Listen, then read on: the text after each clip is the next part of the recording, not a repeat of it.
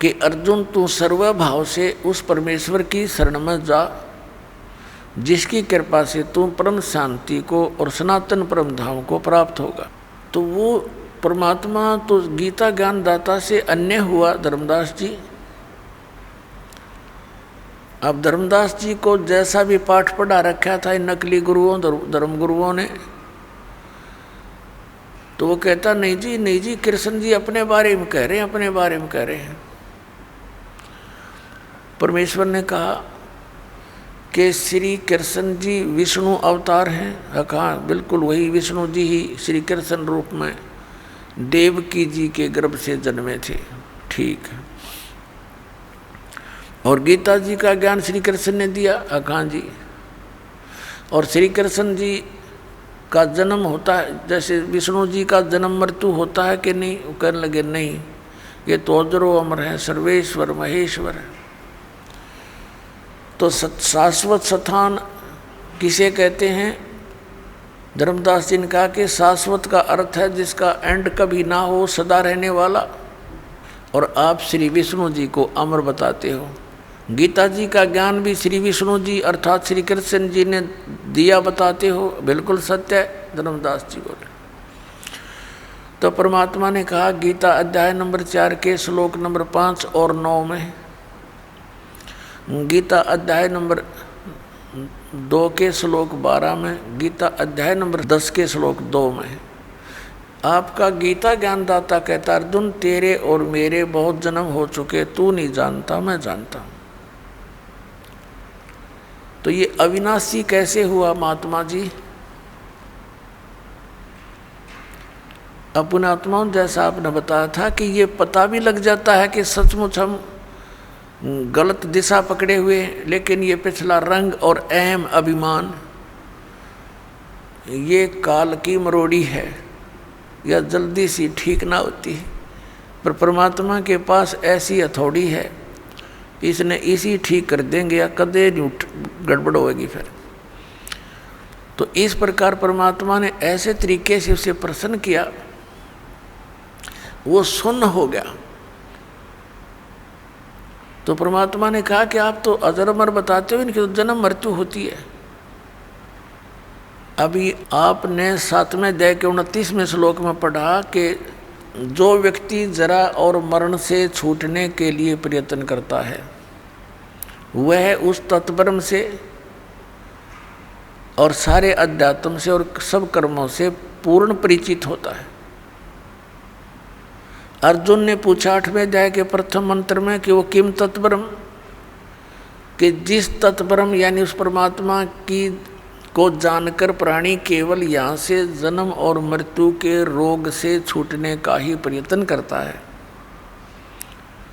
वो किम तत्परम, वो तत्परम कौन है फिर? गीता ज्ञानदाता 8वें अध्याय के 3 श्लोक में कहता वो परम अक्षर ब्रह्म है। तो ये गीता ज्ञानदाता से तो अन्य हुआ। अब धर्मदास जी बिल्कुल जैसे सांप सूंघ जाया करे ना, ऐसी स्थिति में आ गया, सुन्न हो गया कति। तो गीता ज्ञान दाता से कोई अन्य भगवान है जिसको जानने के बाद फिर संसार की किसी वस्तु की चाह नहीं रहती। फिर परमात्मा ने बताया कि आपने अभी 8वां अध्याय पढ़ा, 8वें अध्याय के 5 और 7 श्लोक में गीता ज्ञानदाता अर्जुन को कह रहा है कि तू मेरी भक्ति कर, मुझे प्राप्त होगा। गीता जी अध्याय नंबर 8 के श्लोक नंबर 8, 9, 10 में तुरंत कहा है कि उस परम अक्षर ब्रह्म की भक्ति करेगा तो उसको प्राप्त होगा। श्रीमद् भगवद गीता अध्याय नंबर 8 के श्लोक नंबर 13 में गीता ज्ञानदाता कहता है मेरा तो एक ओम अक्षर है, ओम इति एकाक्षरम ब्रह्म व्यवहारण मामनुस्मरण ये प्रियाति तजन देहम सयाति परमाम गतिम। मुझ ब्रह्म का केवल एक मंत्र है, नथिंग एल्स, इसके अतिरिक्त कोई नहीं। और जो अंतिम श्वास तक इसका सेवन करता हुआ शरीर त्याग कर जाता है वो उस परम गति को प्राप्त होता है। ओम से मिलने वाली जो परम गति है उसको प्राप्त होता है। परमात्मा ने कहा ओम से मिलने वाली परम गति कौन सी है? ब्रह्मलोक। गीता अध्याय नंबर 8 के श्लोक नंबर 16 में कहा कि ब्रह्मलोक पर्यंत भी ये सभी पुनरावृत्ति के अंदर हैं, वहाँ गए हुए प्राणी भी जन्म मृत्यु माते। तो ये बात उस गीता अध्याय नंबर 18 के श्लोक नंबर 62 के विषय में खरी नहीं उतरती कि आप कह रहे हो गीता ज्ञानदाता श्री कृष्ण, लेकिन श्री कृष्ण नहीं है ये। श्री कृष्ण जी के अंदर वो काल बोल रहा है, फिर भी वो बुद्धि आपकी वहाँ नहीं जा सकती। इसलिए ये मानकर चलो कि आप श्री कृष्ण बोल रहे हैं। तो वो स्थिति कैसे प्राप्त हो सकती है? इस तुम्हारे मंत्र ओम से। ओम से तो ब्रह्मलोक प्राप्त होता है, ब्रह्मलोक में गए हुए प्राणी फिर वापस आते हैं। तो श्रीमद् भगवद गीता अध्याय नंबर 18 के श्लोक नंबर 62 में कहे हुए उस वचन के विपरीत बात होगी। अर्थात आपका भगवान वो गति नहीं करा सकता, वो शाश्वत स्थान प्राप्त नहीं करा सकता।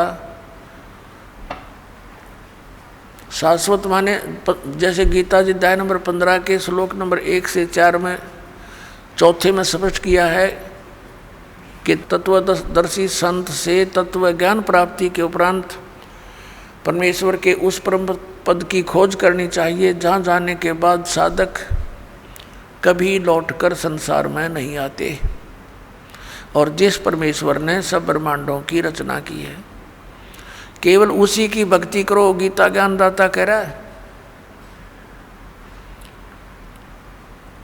और आपके भगवान का ओम नाम के जाप से ब्रह्मलोक प्राप्ति, ब्रह्मलोक में गए हुए प्राणी फिर पुनर्वर्ती माते जन्म मृत्यु होता है।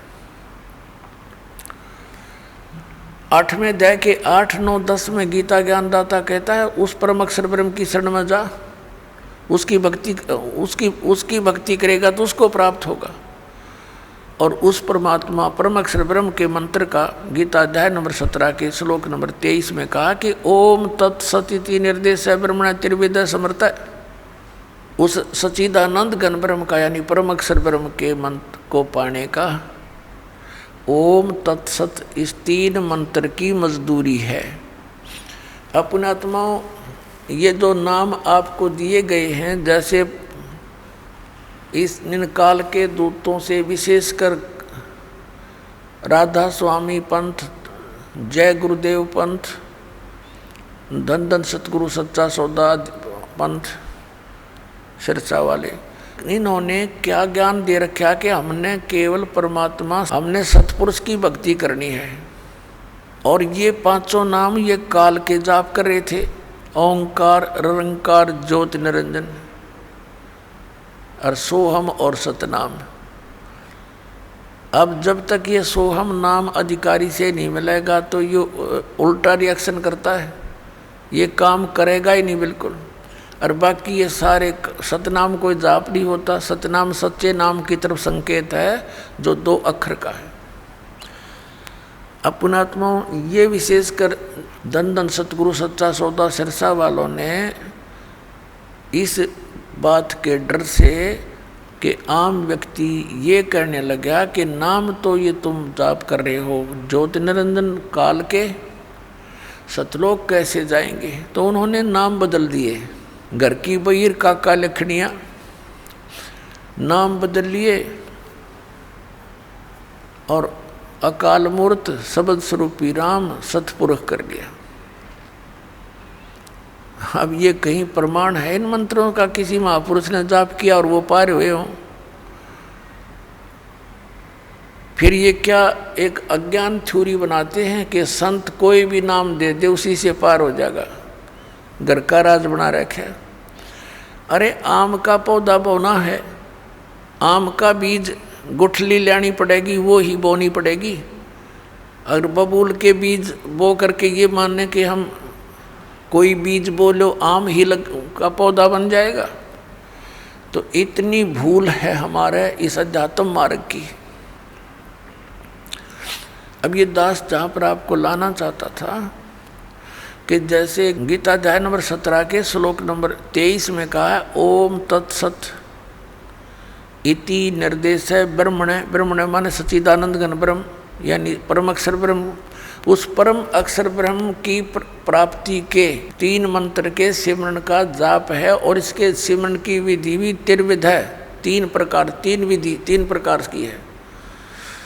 जिनको तीनों मंत्र प्राप्त हैं उन पुण्यात्माओं को ज्ञान है कि ये तीनों मंत्रों की न्यारी न्यारी भक्ति विधि है। अब जैसे आपको प्रथम मंत्र दिया जाता है उसमें 7 मंत्र हैं।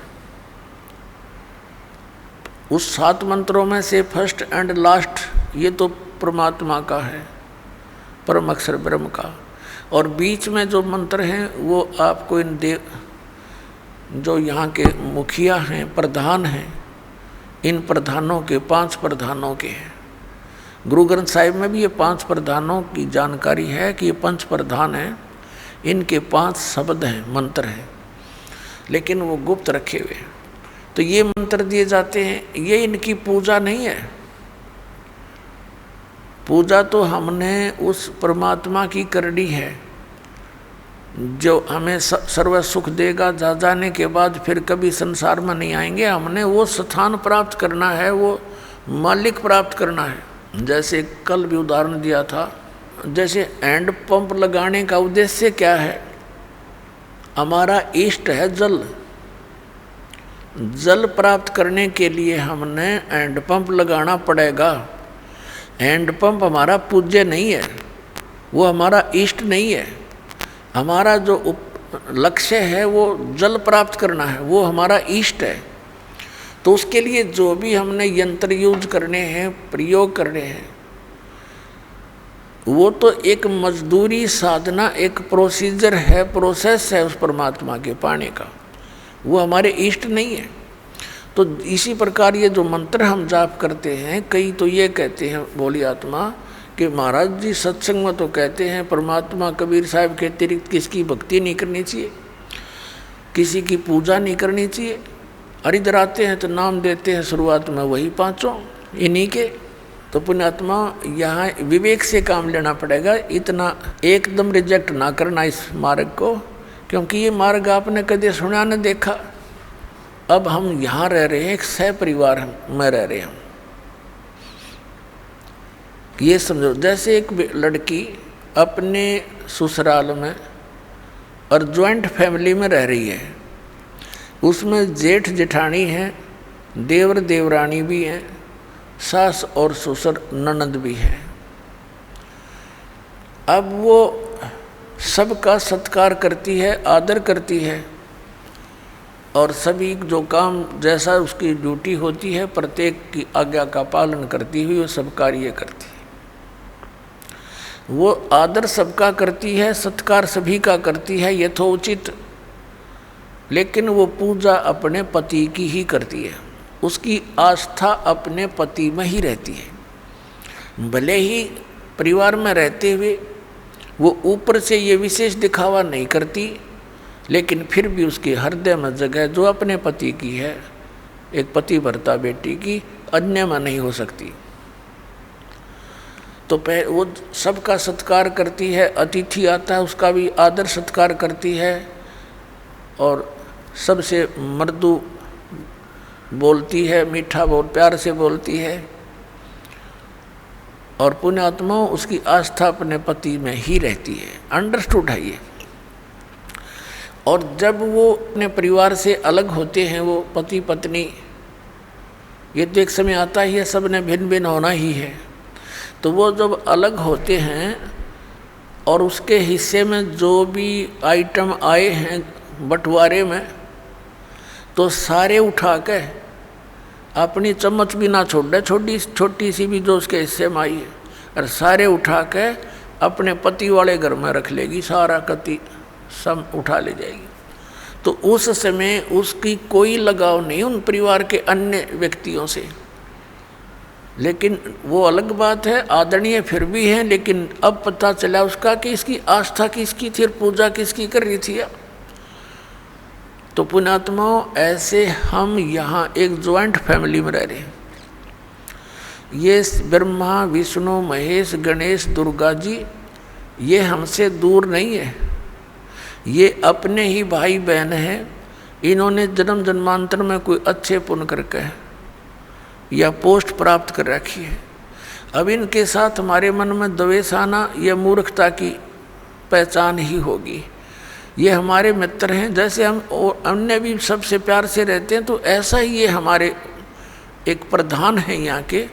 इनको कुछ पावर दे रखी है, कंट्रोलिंग पावर है, और ये हमें यहाँ की सारी सुविधा हमारे जो रिटर्न हमारे कर्मों में वो यही प्रदान करते हैं। तो इसलिए इनकी ये पूजा नहीं है, ये ज्वाइंट फैमिली में हम अपनी मजदूरी कर रहे हैं। और जब हम यहाँ से चलेंगे तो हमने इन सभी भगवानों से नो ड्यू सर्टिफिकेट लेना पड़ेगा, इन सब साहबों से। अब भगवान साहब राम इस किसे कहते हैं, थोड़ा सा यहाँ प्रमाण देते हैं।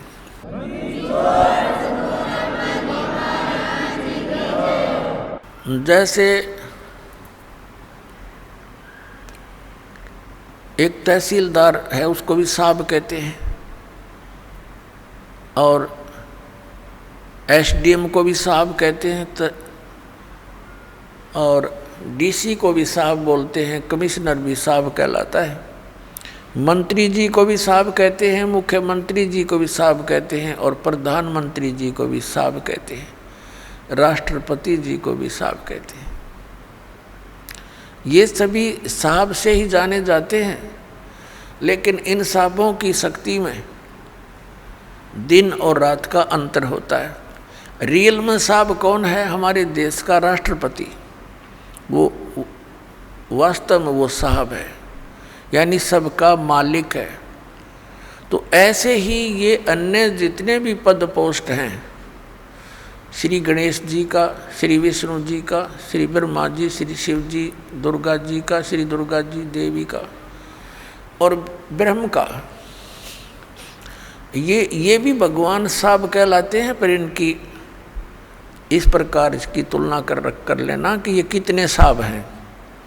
श्री ब्रह्मा जी रजोगुण विभाग के मंत्री एक ब्रह्मांड में, श्री विष्णु जी सतोगुण विभाग के मंत्री इस एक ब्रह्मांड में, और 3 लोकों पर इनकी ये सत्ता है, ये विभागीय मंत्री है। और तमोगुण विभाग के भगवान शंकर जी। तो ये तो केवल एक ब्रह्मांड में और 3 लोकों पर मालिक है, वो भी एक विभाग के। और इनका पिता जो है वो 21 ब्रह्मांड के अंदर एज ए चीफ मिनिस्टर काम करता है, ये समझ लो। तो ये ब्रह्म जो है ये केवल 21 ब्रह्मांड का साहब है। गीता जी अध्याय नंबर 15 के श्लोक नंबर 16 और 17 में 3 पुरुष हैं। 3 पुरुष माने प्रभु। एक सरपुरुष तो ये ब्रह्म है, ज्योति निरंजन, जिसके 21 ब्रह्मांड है। और अक्षर पुरुष है जिसके 7 शंख ब्रह्मांड है, जिसको परब्रह्म भी कहते हैं। संतों की वाणी में पार ब्रह्म है। वो पार ब्रह्म जो है वो इस परब्रह्म से अन्य है, वो पार ब्रह्म अलग है। एक तो परब्रह्म जैसे ब्रह्म से नेक्स्ट पर दूसरा, और एक पार यानी सबसे ऊपर का। वो गीता जी अध्याय नंबर 15 के श्लोक नंबर 17 में कहा कि उत्तम पुरुष तु अन्य परमात्मा इति उदाहरत है। ये लोक तरम आविश्य विवर्ती अवैश्वर है। गीता जी अध्याय नंबर 8 के श्लोक नंबर 1 के उत्तर में, गीता अध्याय नंबर 8 के श्लोक 3 में उत्तर देते हुए गीता ज्ञानदाता कहता है वो परम अक्षर ब्रह्म है। तो ये जो अक्षर पुरुष है ये तो 7 शंख ब्रह्मांड, नील पद्म शंख ब्रह्मांड का 7 शंख, इतना साफ है। और वो परम अक्षर ब्रह्म उत्तम पुरुषत्व अन्य, ये असंख्य ब्रह्मांड का ओवरऑल कंट्रोलर है, ये सब का मालिक है। वो कबीर देव है, कबीर साहब है, जो काशी में धानक जुलाहा रूप में रहा करते थे। अब हम फिर लौट कर आते हैं उसी प्रश्न पे। अब धर्मदास जी को परमात्मा ये ज्ञान दे रहे हैं कि भी आपकी श्रीमद् भगवद गीता में, गीता अध्याय नंबर 17 के श्लोक नंबर 23 में परम अक्षर ब्रह्म की वो पूजा साधना करने का उसको पाने का ये मंत्र है, नथिंग एल्स। तो श्रीमद् भगवद गीता जी में ना तो हरे राम हरे कृष्ण राधे राधे श्याम मिला दे, ना सीताराम, और ना ही ओम नमः शिवाय, ना ओम भगवते वासुदेव नमः। ये मंत्र लाए कहाँ से आप? ये मंत्र कहाँ से लाए आप? गीता जी अध्याय नंबर 16 के श्लोक नंबर 23 में आपकी गीता जी में लिखा है कि शास्त्र विधि को त्याग कर जो मनमाना आचरण करते हैं, ना उनकी गति होती है, ना उनको सुख होता, ना कोई सिद्धि प्राप्त होती है। तो यूजलेस, क्या फायदा डले डोने का। अब धर्मदास जी ने सारा कुछ सुन लिया तो परमात्मा बता रहे हैं कि 8वें अध्याय के 8, 9, 10 में गीता ज्ञानदाता कहता है कि उन श्लोकों में कहा कि उस परमात्मा की भक्ति करेगा उसको प्राप्त होगा। उसका मंत्र बता दिया 17वें अध्याय के 23वें श्लोक में कि ये मंत्र है। इसके अतिरिक्त जो भी आप जाप करते हो, इति निर्देश है, फाइनल फैसला आपकी गीता जी में ओम तत्सत इति निर्देश है। निर्देश है माने डायरेक्शन, बाय ऑर्डर, इसके अतिरिक्त कोई मंत्र नहीं। और तुम कहोगे कि ये पुराणों में लिखा है, फलाना लिखा है, तो पुराण अलग चीज है। पुराण किसी ऋषि और इस ब्रह्मा के सत्र की है, और गीता और वेद जो हैं ये गॉड गिवन ग्रंथ हैं, ये परमात्मा का विधान है। और पुराणों के अंदर जो आदेश है किसी अन्य ऋषि और इस ब्रह्मा विष्णु महेश के सत्र का है, ये भगवान नहीं है।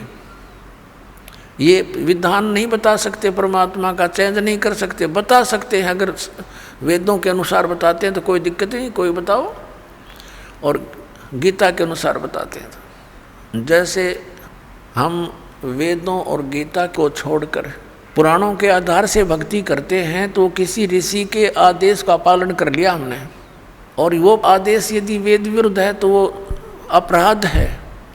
जैसे एक मित्र था किसी व्यक्ति का, दरोगा जी SHO, और उसका कोई पड़ोसी उसने तंग घना करे था। उसने अपने मित्र SHO से कहा कि ऐसे ऐसे एक व्यक्ति मुझे बहुत तंग करता है, कुछ समाधान बता।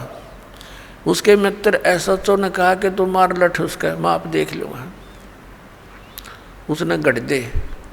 अब उसने आंगा पा गया, आदेश मान लिया उसका, अपने मित्र SHO का, अपने पड़ोसी के साथ झगड़ा कर लिया। झगड़े में उसका कान पर लठ लग गया, मर गया उसका पड़ोसी। अब वहाँ का प्रभारी था वही SHO, वो लिया पकड़ के अपने उस मित्र को, क्योंकि उस नालायक ने अपने एक मित्र अधिकारी की आज्ञा का पालन करके राजा का विधान तोड़ दिया। राजा का विधान था कि यदि कोई किसी की मृत्यु हत्या करेगा तो उसको सजा मौत मिलेगी। अब उस राजा के विधान के टूट जाने से, अपने मित्र की आज्ञा का पालन करने से उसको सजा मौत होगी। तो परमात्मा कहते हैं कि कबीर साहेब के आप जी उन वेदों और गीता के अतिरिक्त कोई और अन्य साधना करते हो तो वो आदेश भगवान का नहीं, विधान नहीं मालिक का। आप फिर किसी SHO की आज्ञा का पालन कर रहे हो, ऋषि और इन महर्षियों का, इनके बताए इस अज्ञान को ग्रहण नहीं करना। तो आप जो साधना कर रहे हो धर्मदास जी, एक भी गीता वाली नहीं, और गीता जी का पाठ डेथ करते हो। अब धर्मदास जी सुन्न हो गया कति, लेकिन अभिमान काल की फिर भी कोई ना कोई रह जाती है अंदर से प्रेरणा। अब काल प्रेरणा से उसने कहा कि जिंदा तो मुसलमान है, इसलिए तुम्हारे हिंदू देवताओं के साथ ऐसी बातें कर रहा है उनके विषय में। तेरे को पता है हम कोई जीव हिंसा नहीं करते, हम किसी की आत्मा दुखी नहीं करते, तू कैसे बात कह रहा है? तूने ये सब जो है ना हमारे देवताओं की बेइज्जती कर दी है। अब परमात्मा ने देख लिया कि इसमें काल आ गया, और ईब यो एक नहीं सुने तेरी सारी पर माटी फिरेगी। परमात्मा अंतर ध्यान हो गया उसके सामने से, एकदम अदृश्य हो गए, हिडन। अब धर्मदास जी लगा देखने, उसका तो पसीने आ गए। धर्मदास जी ने सोचा, ओए होए मन तो जुल्म कर दिया, देख कितना अच्छा ज्ञान बतावे थे। अब इस ज्ञान को सुनकर पुण्यात्मा जो इंसान होगा कंडम हो जाएगा, कति उस अज्ञान को नहीं कर सकता, उस साधना को नहीं कर सकता। इसको स्वीकार करो चाहे ना करो, वो ऐसी स्थिति हो जाती है। एक बार ये दास औरंगाबाद के अंदर सत्संग करते हुए जा रहे थे, जब हमारा आस्था चैनल पर बंद करा दिया था औरंगाबाद में। हमने दाड़े बहुत भुगते हैं पुण्यात्माओं आप तक संदेश पहुंचाने के लिए भगवान का। हमारे साथ बहुत बदतमीजियाँ हुई, लेकिन हिम्मत नहीं हारी। हमें मालूम था कि ये परमात्मा का संदेश है, उसकी आत्माओं को सुहावेगा, सुहावा चाहे 10 दिन पीछे। तो वहाँ हम सत्संग कर रहे, प्रोजेक्टर हमारे साथ, ये परमात्मा ने दिए हैं, और ये इंस्ट्रूमेंट ये मैन माइंड नहीं है, ये गॉड गिवन माइंड है, ताकि मेरे बच्चे आसानी से इन सदग्रंथों को समझ सकें, पढ़ सकें। आपको शिक्षा देने का क्या उद्देश्य था? तीन युग बीत गए, कभी शिक्षा नहीं दी मालिक ने, क्यों? शिक्षा तो बेईमान बना देती है, लेकिन थोड़ा सा बेईमान बनाना इसलिए आवश्यक समझा कि ये अच्छी तरह दूध के जले हुए लस्सी को भी फूंक फूंक कर ग्रहण कर लेंगे, फिर सदा के लिए चिपक जाएंगे मेरे साथ।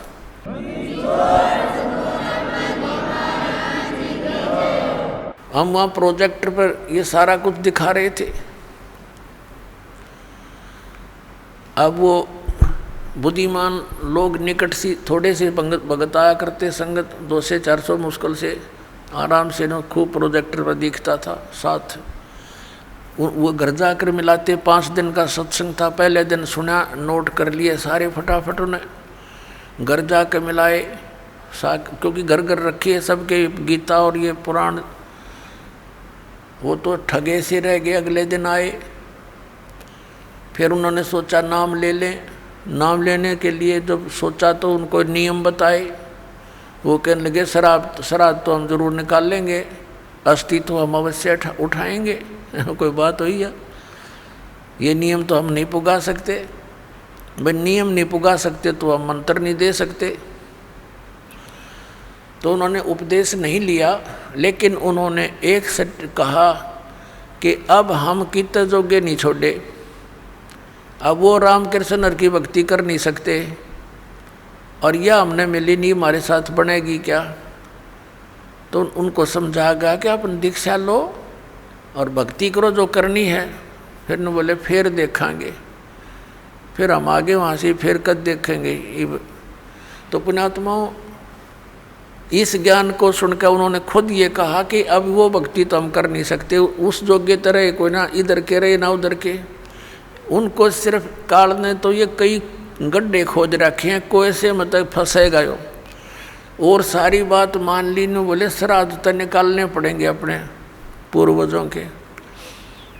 अब इतना समय होता नहीं कि सब टॉपिक पर उसको थोड़ी सी देर में समझा दें, तो उसके लिए सारा ज्ञान, ये अध्यात्म ज्ञान आपने समझना पड़ेगा, रह रहकर सुनना पड़ेगा, तो फिर आप पर बात सेट हो जाएगी।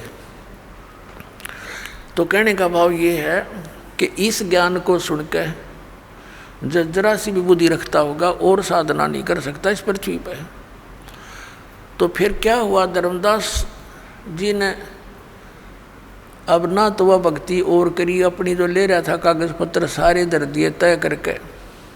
अब बता के करूं, फिर इसका मंत्र गीता में नहीं आराम इसने रटन लाग रहे।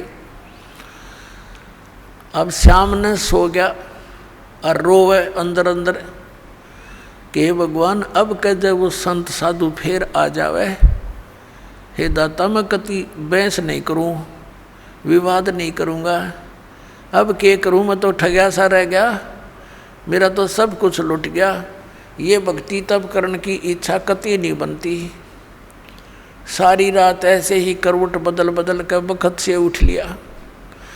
अब उसने सोची खाना बना, उठ के वक्त खाना बना लिया ना तो वो पहले लिपा पोती कराया करता, पूजा पाजा की सारी सामग्री जुटाया करता, रोटी बनाने लग गया वक्त से उठ के। अकीब क्या करूं बता, और तो कोई काम रहा नहीं। अब खाना बनाने के लिए जंगल से लकड़ी तोड़ कर ला रखी थी शाम को, सुबह वक्त से यानी सूर्य उदय होने से पहले लकड़ जला लिए। एक मोटी लकड़ी अन्य सहयोगी लकड़ी लगा कर चूल्हा जला दिया, आग अग्नि जला दी, प्रज्वलित कर दी, अपना खाना बनाया, सब्जी बनाई, फिर रोटी बनाई। धीरे धीरे वह लकड़ी जलती जलती चूल्हे के निकट आ गई, पिछला हिस्सा उसका। तब तक सूर्य उदय होने वाला हो गया, प्रकाश सा खूब अच्छा हो गया। अब उसकी नज़र कहाँ गई, उस मोटी लकड़ी के पिछले हिस्से पे एंड पर वह थोथी थी, अंदर से होलो थी और उसके अंदर चींटियाँ थी। चींटियाँ अपने अंडे ले लेकर बाहर निकल रही थी और उस लकड़ी के पिछले हिस्से पर कुछ गिल्ली होने के कारण, जलने के कारण एक तरल पदार्थ सा तेल की तरह उबल रहा था। उसके पिछले हिस्से पर एक थोड़ी सी आधी गीली लकड़ी हो थोड़ी बहुत, तो उसका एक ऐसा तरल पदार्थ सा पीछे उबल रहा था, पिछले एंड पर उबलता रहता है। अब वो आगे तो अग्नि फूंक रही, बाहर निकलने की चेष्टा करें तो उसके ऊपर गिर गिर के वहाँ जल रही, चटक चटक हो रही है। अब उसका ध्यान गया, रो तेरे की जुल्म कर दिया, ओहो हुआ तो बड़ा घोर पाप हो गया। भगत दयालु होते हैं। अब उसने सोचा, हे भगवान आज तो अनर्थ हो गया, इतना पाप जिंदगी में कभी देखा नहीं। अरे यार इतनी लंबी लकड़ी थी, हाँ इसमें तो पता नहीं लाख जल गई, 50,000 जल गई है भगवान चींटियाँ। अब उसने फटाफट वो जल बुझा दिया, जल डाल कर लकड़ी तो, और सोचा कि इसे पाप के अन्न को मैं नहीं खाऊंगा, इस पाप के भोजन को नहीं खाऊंगा, किसी साधु संत को खिला दूंगा। इस उद्देश्य से सारे भोजन को लेकर रखकर थाली में चल पड़ा, क्योंकि मथुरा के आसपास ये भगत साधु संत घूमते ही रहते हैं। उस समय परमात्मा ने हिंदू साधु का रूप बना लिया, लाल से कपड़े अपने ऊपर कर लिए, और हिंदू धर्म के लोग ऐसे ही लोगों को साधु मानते हैं। धर्मदास जी ने देखा कि सामने एक महात्मा बैठा है, उसके पास गए और कहा, महात्मा जी भोजन पालो। परमात्मा ने कहा, रख दे धर्मदास, भूख लगी है भाई। अब धर्मदास जी ने देखा कि ये आदमी मुझे कैसे जानता है, ध्यान किया और ऐसे लगता कुछ देखा हो, लेकिन वेश बदल रखा भगवान ने। सोच लिया कि मैं भंडारे करता रहता हूँ, कभी आया होगा भंडारे में महात्मा धर्म यज्ञ में। तो कहा महाराज भोजन खा लो। का अच्छा भाई। अब परमात्मा कबीर जी ने क्या किया, लोटे में जल ले रखा था अपने में, उसमें से जल लिया चुलू में, एक मंत्र हा बोला और पूरी बात पर छिटक, जितना भी भोजन था सारे पर छिटक दिया, छींटे मार दिए। उसी समय सारे भोजन की चींटी बन गई और सारी थाली काली होगी और चींटियां अंडे मुंह में लेकर के बाहर निकलने का प्रयत्न कर रही हैं, पूरी थाली में घूम रही हैं, भोजन नहीं रहा। तब परमात्मा उसी रूप में आगे, जिस रूप में पहले दिन वार्ता हुई थी, और कहा, रे धर्मदास कल क्या कह रहा था कि तुम कोई जीव हिंसा नहीं करते, तेरे से तो कसाई भी अच्छा, इतनी चींटी पाप का भोजन तो मुझे खिलाने लाया था। चरण पकड़ लिए, पैरों में गिर गया, हाथ जोड़े, हे भगवान गलती होगी, हे परमात्मा माफ़ कर दो मुझे, मालिक मैं नीच गणा हूँ और पिछला यो गंदा रंग मेरा घना चढ़ रहा था, दाता मेरे से गलती बन गई, रो बुरी तरह। हे भगवान मुझे कुछ और ज्ञान बताओ, आपने तो इधर का छोड़ा ना इधर का, मैं तो सारी रात करवट बदल कर काटी दाता। तब परमात्मा ने कहा, अब सुन ले ज्ञान सुनाऊं। कि जो साधना तू कर रहा है बच्चा, ये तेरे को घोर नरक में डालने की है। कहाँ से चल कर आया है तू? बांधवगढ़ से आया हूँ महाराज। बांधवगढ़ मथुरा से कितनी दूर है? कि लगभग 800 किलोमीटर, 700 750 किलोमीटर। किस साधन से आए हो? कि पैदल चल के आया हूँ महाराज। तो बच्चा, बांधवगढ़ से यहाँ आने तक आपने कितने जीवों को अपने पैरों के तले मार डाला, कुचल कुचल कर। सूक्ष्म प्राणी जो दिखाई नहीं देते, और कीड़े मकोड़े ये तो गिनती नहीं। पुण्य तेरे को एक नहीं, क्योंकि इस जोड़ में नहाते के फायदा। जिस मथुरा के तालाब को तीर्थ मानते हो, और ये मानकर आपके धर्मगुरु आपको समझाते हैं, ज्ञान देते हैं कि यहाँ भगवान श्री कृष्ण रहा करते थे, लेटा करते थे, नहाया करते थे, तो परमात्मा ने बताया यहाँ तो कंस भी नहाया करता इसमें, और कंस भी यहीं लोटा करता। और श्री कृष्ण जी तो इस मथुरा ने छोड़ कर द्वारका बनाई थी, समुद्र के बीच में एक टापू सेलेक्ट करके, वहाँ रहा करते। वहाँ क्यों नहीं जाते तुम? वो दूर घना पड़ता होगा। और परमात्मा ने दया करी थी, उस द्वारका को जल में डबो दिया था कि गड़ धक्के खान ना होंगे, कदे भ्रमित होकर यहाँ पहुँचे। और तुम वही साधना कर रहे हो जो शास्त्र विरुद्ध है। अब धर्मदास जी, तीर्थ में नहाने का तो एक भी पुण्य को नहीं। फिर तीर्थ के विषय में बताया कि इसको तीर्थ आपने इसलिए मान लिया कि श्री कृष्ण जी यहाँ नहाया धोया करते, यहाँ रहा करते इस तालाब के आसपास। और अन्य तीर्थ सुन ले, और दूसरे धाम कैसे बने हैं, ये मंदिर कैसे बने हैं। जैसे अमरनाथ का मंदिर, जहाँ तुम मोक्ष उद्देश्य से जाते हो बोली आत्माओं, वो अमरनाथ कैसे कहलाया? कि भगवान शिव जी ने अपनी पत्नी पार्वती को उस स्थान पर मंत्र दिया था जिसको तुम अमर मंत्र बोलते हो।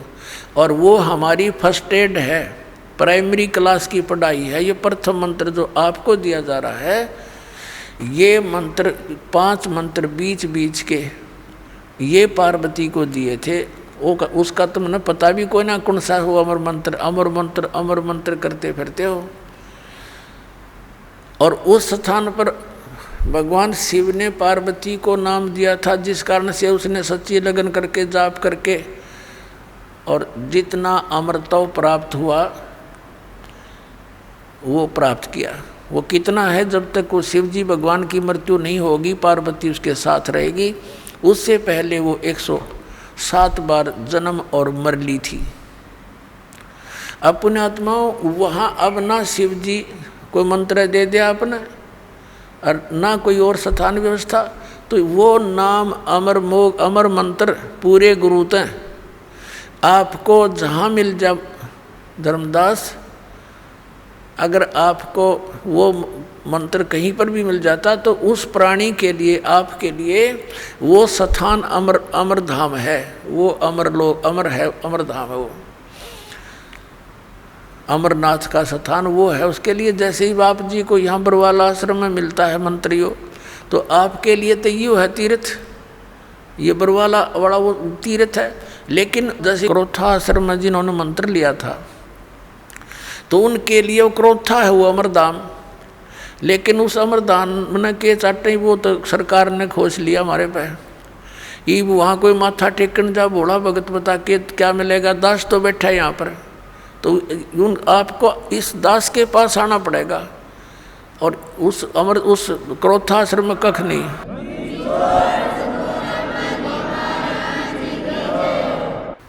तो इस प्रकार उनको समझा के फिर बताया। धर्मदास जी कहने लगे, महाराज मेरा कति आत्मा गंदे रंग में रंगी हुई थी अज्ञान से, आपने बड़ी दया कर दी, मेरी आँख खोल दी।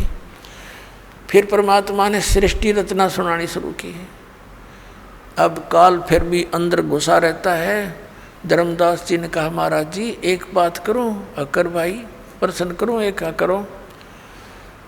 आप कहते हो कि राम और कृष्ण यानी विष्णु जी कुछ नहीं कर सकते, ये भगवान, एक बार मोरध्वज राजा का पुत्र ताम्रध्वज आरे से चरवा के श्री कृष्ण जी ने और जीवित कर दिया था। भगवान ने बता हम कैसे माने, उनमें शक्ति नहीं है। परमात्मा ने कहा मैंने ये नहीं कहा कि इनमें शक्ति नहीं है, पर ये आपको मोक्ष नहीं दे सकते, आपके प्रारब्ध के कर्मों का नाश नहीं कर सकते, आपके आने वाले जो कर्म में कष्ट लिखे हैं, मृत्यु है, उसको टाल नहीं सकते। ये परमात्मा ने कहा कि जैसे मोरध्वज राजा के पुत्र ताम्रध्वज को तो श्री कृष्ण जी ने आरे से चरवा कर मृत्यु होने के बाद उसको जीवित कर दिया, शरीर भी सेट कर दिया, जोड़ दिया ज्यों का त्यों। इतनी पावर तो है इनमें। लेकिन इनका सगा भांजा अभिमन्यु प्रथम दिन युद्ध में मारा गया था, चक्रव्यूह में। सुभद्रा श्री कृष्ण जी की बहन थी, अर्जुन के ब्याही थी, और प्रथम दिन ही अभिमन्यु मर गया था। श्री कृष्ण रोए, सुभद्रा रोए, पांचों पांडव रोए, उनका कुल नाश हो रहा था। तब तेरे श्री कृष्ण जी ने जीवित क्यों ना करा वो अभिमन्यु। अब धर्मदास फिर सुन हो गया, हे भगवान ये कारण क्या था, हमने तो ये बात कभी ध्यान में ना आई हमारा। तो परमात्मा ने कहा बेटा अभिमन्यु की आयु इतनी ही थी, प्रारब्ध इतना ही था, और उस ताम्रध्वज की आयु शेष थी। वो तो बीच में जाकर वो पंगा लिया था तेरे कृष्ण जी ने, और वो जीवित कर दिया। वो तो जीवित था ही, उसकी तो आयु शेष थी, और इसको जीवित नहीं कर सका क्योंकि उसका आयु शेष नहीं थी। इसलिए ये आपके प्रारब्ध में आपके कर्म के कष्ट को अवॉइड नहीं कर सकते, खत्म नहीं कर सकते। अब कहने का भाव ये है कि परमात्मा ने फिर सृष्टि रचना सुनाई है। धर्मदास जी फिर थोड़ा सा कच्चा बोल गया, कहने लगे महाराज जी जैसे सुदामा जी का थोड़े से चावल खा के और एक महल बना दिया था सुंदर। परमात्मा कहने लगे भाई तेरी बुद्धि तो कति गड्ढे में पड़ी है बेटा। अरे के कला तोड़ दिया, एक महल बना दिया था, एक मंत्री बनवा दिया अपने मित्र का, इतना महल था, यहाँ के मंत्री राजा लोग बना दे। इस तो मोक्ष हो गया उसका सुदामा का। ना मोक्ष श्री कृष्ण का, जन्म मृत्यु कृष्ण की मिटे, श्री कृष्ण की मिटे नहीं, ना सुदामा की उसके पुजारी की। तो पुण्यात्मा धर्मदास जी कुछ कहने लगे महाराज जी आप तो हमारे देवताओं के पीछे पड़ लिए। परमात्मा बोला भाई बाढ़ में जा। मैं उसी टाइम अंतर ध्यान हो गया परमात्मा, और वो लगा रोन बुरी तरह, अरे भगवान गलती होगी, हमारे साथ तो ऐसी बनी हुई है, काल ने इतने रंग दिए, हम कति खराब कर दिए अंदर से। अब रो रहा है, देख रहा है ऊपर और नीचे, ये भगवान कहाँ गए। अब उसके बाद बरसाने में जाते हैं, ये मथुरा से फिर बरसाने में जाते हैं। बरसाने में ना जानते नहीं होगा, मथुरा गया हुआ यात्रा पूरी नहीं। बरसाने में किस लिए जाते हैं कि राधा बरसाने की लड़की थी और श्री कृष्ण से मिलने आया करती थी। तो उस समय के लोग तो उसको गुंडी बुंडी कहा करते कि गैर पुरुष से मिलने जाती है, या पूरा गांव विरोध करा करता, लेकिन वो नहीं मानी फिर भी। तो अब उस वहाँ जाके क्या कहते हैं, राधे राधे श्याम मिला दे, राधे राधे श्याम मिला दे। देख किसे डले डुआ रखे, वहाँ ना राधे और ना श्याम, उड़ा टेलीफोन मिलाओ जाके। अब ये अकल मार रखी हमारी।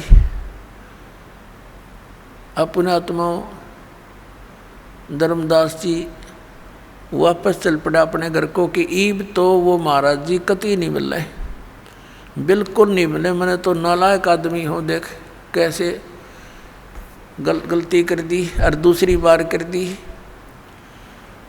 घर की तरफ चल पड़ा रोता हुआ। अब परमात्मा गरीबदास साहिब जी ने अपनी वाणी में कहा है, तावा रोवत धर्मनि नागर, कहाँ गए मेरे सुख के सागर। आइए अब हम उन श्रद्धालुओं के अनुभव जानते हैं जो जगत गुरु तत्वदर्शी संत रामपाल जी महाराज जी से दीक्षा प्राप्त कर चुके हैं तथा उनके द्वारा बताए गए भक्ति मार्ग पर चल रहे हैं। नमस्कार सर। नमस्कार सर जी। सर क्या नाम है आपका? कमल प्रसाद। कमल जी, आप कहाँ के रहने वाले हैं? दमोह जिला मध्य प्रदेश का रहने वाला हूँ सर जी। सर, संत रामपाल जी महाराज से नाम दीक्षा आपने कब ली? 27 अक्टूबर 2012 को संत रामपाल जी महाराज जी से नाम दीक्षा ली है। सर क्या काम करते हैं आप? सर जी मैं दिल्ली में अध्यापक के पद पर सरकारी स्कूल में कार्यरत हूँ। सर, संत रामपाल जी महाराज से नाम दीक्षा लेने से पहले आप क्या भक्ति साधनाएं करते थे? संत रामपाल जी महाराज जी से नाम दीक्षा लेने से पहले जो परंपराओंगत जो घर में बताई गई विधि के अनुसार भक्ति किया करते थे, जिसमें कि मतलब व्रत रखना या फिर देवी देवताओं की पूजा करना, किसी मतलब जो भी मंदिर हैं वहाँ जाना, भंडारे करना। सर, आपने बताया कि आप मंदिरों में जाना और जो देवी देवताओं की पूजा थी वो सब करा करते थे और भंडारे में भी जाया करते थे, तो इन सब भक्ति साधनाओं से आपको क्या लाभ हुए? लाभ तो कुछ नहीं जी, परेशानी आ रही थी घर में और कर्जा भी हो गया था। और हमारी मम्मी ने कहा था कि बेटा शंकर जी की भक्ति करने से लोग कहते हैं कि 12 साल तक जो भक्ति करेगा उसको बहुत लाभ मिलता है। लेकिन हमारी मम्मी इतनी बीमार पड़ गई सर जी की पूछो मत। मतलब पूरे रिश्तेदार और जो भी गांव के लोग सब जानते हैं, आप जाके पता भी कर सकते हैं कि उनकी कैसी स्थिति। वो मतलब बाहर बाथरूम करने के लिए भी नहीं जाती थी, नहाने के लिए नहा के साड़ी नहीं पहन पाती थी। तो ऐसे कोई लाभ तो बिल्कुल भी नहीं मिला, परेशानी हाथ लगती थी सर जी। और घर में भी कर्जा हो गया था, घर में मतलब 8-10 लाख रुपए का कर्जा हो गया था मेरा। सर, आपने बताया कि आप जो भी भक्ति साधनाएं करते थे उनसे आपको कोई लाभ नहीं मिला, आपके ऊपर 8-10 लाख का कर्जा हो गया, आपकी आर्थिक स्थिति बहुत ज़्यादा खराब हो गई, आपकी माताजी की तबीयत खराब हो गई, डॉक्टर ने उनको मना कर दिया कि अब ये नहीं बचेंगी। तो फिर संत रामपाल जी महाराज की शरण में आप कैसे आए? संत रामपाल जी महाराज की शरण में हमारे पापा जी ने, एक भगत जी हैं कोड़िया में, उन्होंने नाम ले रखा था। तो भगत जी ने कहा ऐसे ऐसे संत रामपाल जी महाराज हैं जो भक्ति बताते हैं मतलब शास्त्रों के अनुसार। और हम तो पढ़े लिखे समाज है, हमारे पापा भी पढ़े लिखे, हम भी टीचर लग गए। तो इनको शास्त्रों को कह रहे कि आप समझ के देख लो और यदि समझ में आए तो आप नाम दीक्षा ले लेना। तो यहाँ आश्रम आए, हमारे पापा हमको लेके आए और नाम दीक्षा ले ली संत रामपाल जी महाराज जी से। हमारी मम्मी ने भी पापा के कहने से और हमने सब पूरा परिवार ने नाम दीक्षा ले ली भगत जी। सर, हमने सुना है कि संत रामपाल जी महाराज से नाम दीक्षा लेने के बाद श्रद्धालुओं को बहुत सारे लाभ प्राप्त होते हैं, चाहे वो आर्थिक हो, शारीरिक हो, मानसिक हो या भौतिक हो। तो क्या आपको भी कुछ लाभ प्राप्त हुए संत रामपाल जी महाराज से नाम दीक्षा लेने के बाद? जी, संत रामपाल जी महाराज से नाम दीक्षा लेने के बाद सर जी हम ससुराल गए हुए थे। तो वहाँ पर 20-25 लोग सो रहे थे और हम भी सो रहे थे। और अचानक मुझे कोई ऐसे मतलब ऐसे कोई सर्प आया, मेरे पीछे दौड़ा और मैं सपने में और छत से नीचे मतलब ऐसे दौड़ के कूद गया। तो 20 फुट की ऊंचाई थी सर जी। लेकिन परमात्मा संत रामपाल जी महाराज ने ऐसे दया करी कि जिधर पे मतलब सीधा गिरना था वहाँ से नहीं गिर के और साइड में से जाके एक मकान की छत बनी हुई थी उस पर से नीचे गिरा। तो थोड़ा सा ही चोट लगी थी। परमात्मा संत रामपाल जी महाराज कहते हैं कि सतगुरु शरण में आने से आय टली बलाए, जो मस्तक में सूली हो तो कांटे में टल जाए। संत रामपाल जी महाराज ने मेरी उस दिन मेरी मौत बिल्कुल लिखी थी। मुझे ऐसे होता था कई बार, तो मुझे अपने आप लगता था कि अब मेरी मतलब ऐसे निकट मतलब ऐसे मौत आ रही है। तो मुझे समझ नहीं पाता था। लेकिन उस दिन जब ये घटना घटी तो मुझे पता लग गया कि संत रामपाल जी महाराज जी ने मुझे बचा लिया है, वरना मेरी तो मौत होने वाली थी। क्योंकि 20 फुट ऊपर से गिरने में कोई चारा ही नहीं था बचने का। और मेरी मम्मी को इतना मतलब इतनी बड़ी बीमारी हो गई थी कि इतनी मतलब वो भक्ति करते करते कि वो इतनी बड़ी बीमारी हो गई कि मैंने पहले दमोह ज़िला है जो हमारा पड़ता है, पहले छोटे मोटे डॉक्टरों से, फिर दमोह ज़िला के डॉक्टरों से, फिर जबलपुर जाके जबलपुर में 500 का एक इंजेक्शन लगता था सर जी। और जबलपुर से फिर कहा कि नहीं, नागपुर बहुत बड़ा है, मतलब महाराष्ट्र में पड़ता है। तो मध्य प्रदेश से हम वहाँ महाराष्ट्र भी ले गए। तो महाराष्ट्र में डॉक्टरों ने कह दिया कि इनका मतलब कोई इलाज नहीं है और इनका ऑपरेशन होगा, 3-4 लाख रुपए का खर्चा है। तो हमारे गांव में हम आए और मम्मी को लेके आए। मम्मी ने कहा कि बेटा इतना पैसा लगाएंगे, कोई गारंटी तो है नहीं। तो वहाँ पर मैं मतलब दिल्ली आए, दिल्ली में फिर एम्स में दिखाया। कहा कि सबसे बड़ी हॉस्पिटल जो है अब लास्ट और रह गया, यदि बचेंगे तो यहीं बच जाएंगे, वरना हमारी ज़िंदगी तो पूरी हो ही गई। तो फिर मम्मी को मैंने 4-6 महीने यहाँ अपने पास रखा दिल्ली में और एम्स दिखाया। एम्स में डॉक्टरों ने कहा कि ये रिपोर्ट कराओ, ये रिपोर्ट कराओ, सारी रिपोर्टें जो भी MIR वगैरह सब कराई और 3-4 महीने बाद डॉक्टर को दिखाई। तो डॉक्टर ने कहा कि तुम्हारी मम्मी का कोई इलाज नहीं है मेरे पास। मैंने कहा सर जी ऐसे तो हो नहीं सकता ही, कोई बीमारी हो उसका इलाज ना हो। कहे नहीं, इसका कोई इलाज नहीं है, इसका इलाज ऑपरेशन है और ऑपरेशन में 3-4 लाख रुपए लगेंगे और यदि ये रुपए लगेंगे तो हम इसकी कोई गारंटी भी नहीं लेंगे। हमने कि सर हम 3-4 लाख रुपए जब देंगे तो हम तो ये चाहते हैं कि हमारी माँ ठीक हो जाए। कह रहे नहीं, इसकी कोई गारंटी नहीं लेंगे। तो सर जी हमारी मम्मी और हम दोनों वहीं रोने लगे कि हे भगवान अब तो कैसे बचेंगे। तो हमारी मम्मी ने कहा और हमने कहा कि हम रामपाल जी महाराज की शरण में हैं। हमारी मम्मी थोड़ी मानती नहीं थी, विश्वास नहीं करती थी। फिर वहाँ पे हम घर लेके आ गए, सबको बताया, सब लोग हमने कहा कि डॉक्टर साहब थोड़ी बहुत तो कुछ दवाई लिख दो जो कि कुछ आराम मिले। कर नहीं, इनकी कोई दवाई नहीं है, आप इनको घर ले जा सकते हो। वो चल नहीं पाती थी बिल्कुल भी और बाथरूम नहीं जा पाती थी।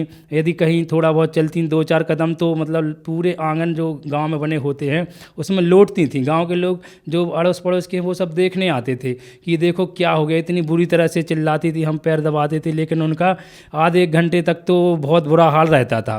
फिर बैठ जाती थी, फिर बस फिर कोई दर्द नहीं रहता, मतलब बैठने खड़े नहीं हो पाती थी वो कुल मिला के। इसके बाद में फिर रामपाल जी महाराज का मतलब यहाँ पे धरना प्रदर्शन चल रहा था दिल्ली में जो जंतर मंतर पे। तो अब मम्मी ने कहा कि बेटा अब तो कोई उपाय नहीं है, संत रामपाल जी महाराज ही दया करें तो बच सकती हूँ। मैंने कहा ठीक है मम्मी चलो हम चलते हैं। तो हम मम्मी को और हम दोनों मतलब ले गए दोनों वहाँ परमात्मा से, संत रामपाल जी महाराज से के सामने मतलब तस्वीर के सामने और दंडवत प्रणाम किया। और मम्मी ने कहा कि रामपाल जी महाराज दया करियो, वरना ये तो अब बचाने के लिए कोई नहीं, आप ही बचा सकते हो। तो ऐसी दया करी रामपाल जी महाराज ने कि वहीं से उनको आराम मिल गया। कहने लगे कि बेटा मुझे थोड़ा मतलब पता लग गया कि रामपाल जी महाराज ने मेरे ऊपर दया करी है। फिर वो चलने लग गई। जब हम घर आए तो 1 किलोमीटर के आसपास मेरा कमरा पड़ता है। मैं किराए पे रहता हूँ तेखंड गाँव ओखला फेस 1 में। तो वहाँ पे 1-1.5 किलोमीटर पड़ता है। तो पहले तो हम ऑटो से ले जाया करते थे, लेकिन वो उस दिन चल के आई। कह रही बेटा मैं पैदल चल के चलूँगी, जबकि खड़ा होना तो मुश्किल था। लेकिन और एज भी नहीं ऐसी थी, 50 साल अभी हुई नहीं है, फिर भी इतना मतलब ज़्यादा स्थिति ख़राब हो गई थी। फिर उस दिन वो पैदल चल गई और आराम से एक जगह बैठी रास्ते में बस, और कह रही बेटा अब मुझे परमात्मा संत रामपाल जी महाराज की कृपा हो गई है, अब मैं ठीक हूँ। और उस दिन का दिन है और आज का दिन है, 1 रुपये की गोली भी नहीं खाई। आप बिल्कुल संत रामपाल जी महाराज की कृपा से वो मेरे लिए गांव से लाती हैं 30-30, 35-35 किलो वजन अपने सिर पे रखे और मेरे लिए लाती हैं। बिल्कुल भी 1 रुपये की दवाई भी नहीं खाती हैं संत रामपाल जी महाराज की दया से। और तो लाभ जैसे सर जी हम छोटे में मतलब गुटखा खाने लगे थे। गुटखा खाने के साथ है मतलब ये जो है पान में तम्बाकू डालते हैं उसकी आदत बन गई थी। तो ऐसे लगता था ये कैसे छूटेगी, और कर्जा भी हमारे सिर पे हो गया था मतलब, और परिवार में परेशानी बढ़ रही थी। 8-10 लाख रुपए कर्जा हो गया था। अब संत रामपाल जी महाराज की कृपा से हम बिल्कुल मतलब एकदम कोई टेंशन फ्री हैं। परमात्मा ने, संत रामपाल जी महाराज ने हमारे ऊपर ऐसे दया करी, पूरा परिवार ने नाम ले रखा है। और तो हमारी जो पत्नी हैं वो बहुत बीमार रहा करती थी, इतनी बीमार रहती थी कि उनको 4-6 मतलब हर महीने 2-4 हज़ार रुपये लगने ही लगने हैं। लेकिन संत रामपाल जी महाराज की कृपा से जब से नाम लिया है अब वो बिल्कुल एकदम स्वस्थ हैं। न वरना हम यहाँ बत्रा में दिखाया करते थे, वहाँ पर ज़्यादा फीस लगती है, कहते थे कि ठीक हो जाते हैं जल्दी, लेकिन वहाँ भी कोई आराम नहीं मिलता था। संत रामपाल जी महाराज से जब से नाम दीक्षा ली है अब तो हमारे घर में दवाई की एक मतलब गोली भी नहीं आती है। इतनी संत रामपाल जी महाराज ने हमारे परिवार पर कृपा कर रखी है। और संत रामपाल जी महाराज की कृपा से कर्जा ख़त्म हो गया और हमारे लिए मतलब रहने के लिए यहाँ दिल्ली में आए मध्य प्रदेश से, तो नौकरी करने के लिए सरकारी स्कूल में नौकरी कर रहे हैं ये दास।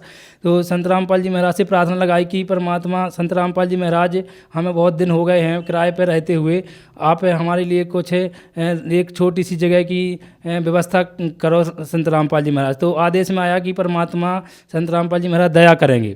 तो संत रामपाल जी महाराज की कृपा से आदेश के 1 आध महीने में ही हमारा मतलब फ्लैट ले लिया 20-25 लाख का सर जी। अब हमारे लिए कोई ऐसी कोई परेशानी नहीं है। संत रामपाल जी महाराज ने बहुत दया करी हमारे ऊपर।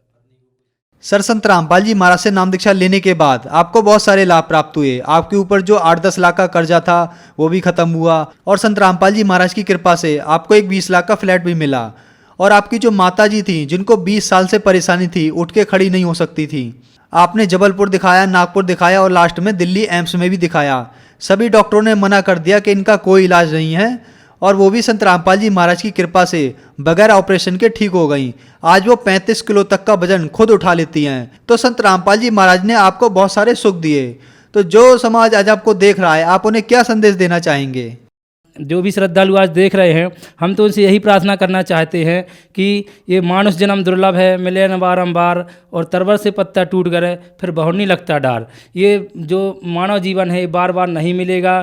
तो जितनी जल्दी हो सके संत रामपाल जी महाराज से नाम दीक्षा लो और अपना कल्याण कराओ, वरना बाद में फिर पछताओगे। फिर कहा है कि अब पछतावें क्या होत जब चिड़िया चुग गई खेत।